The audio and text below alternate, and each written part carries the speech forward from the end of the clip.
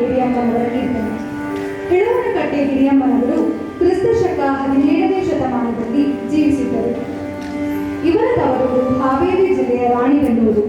ತಾಯಿ ತುಂಗಮ್ಮ, ತಂದೆ ಬಿಷ್ಟಪ್ಪ ಜೋಡಿಸರು. ಈ ದಂಪತಿಗಳಿಗೆ ದೀರ್ಘಕಾಲದ ನಂತರ ತಿರುಪತಿ ತಿಮ್ಮಪ್ಪನ ದರ್ಶನ ಪಡೆದ ಬಳಿಕ ಹೆಣ್ಣು ಮಗುವಿನ ಜನ್ಮವಾಯಿತು.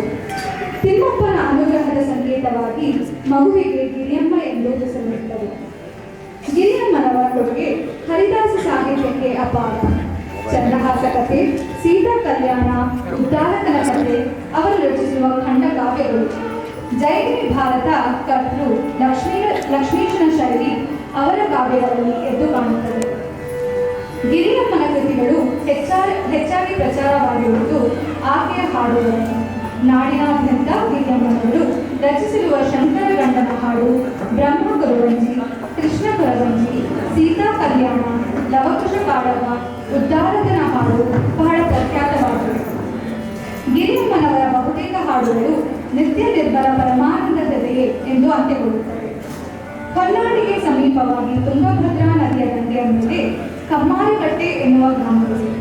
ಒಂದು ಶ್ರಾವಣ ಶುದ್ಧ ಪಂಚಮಿಯ ದಿನ ಗಿರಿಯಮ್ಮ ತುಂಗಾ ಪ್ರವಾಹದಲ್ಲಿದ್ದು ಜಲಸಮಾಧಿ ಹೊಂದಿದರೆಂದು ನಂಬಲಾಗಿದೆ. ಇವರ ಅಂಕಿತ ಹಿಳವನಕಟ್ಟೆ ಗಿರಿ, ರಂಗ ಹೀಗೆ. ಇಂದು ಕಾಪಿ ರಾಗದಲ್ಲಿ ಇವರ ನಂಬಿದೆ ನಂಬಿದೆ ಅಂಬುಜಾಕ್ಷ ಹಾಡನ್ನು ಪ್ರಸ್ತುತ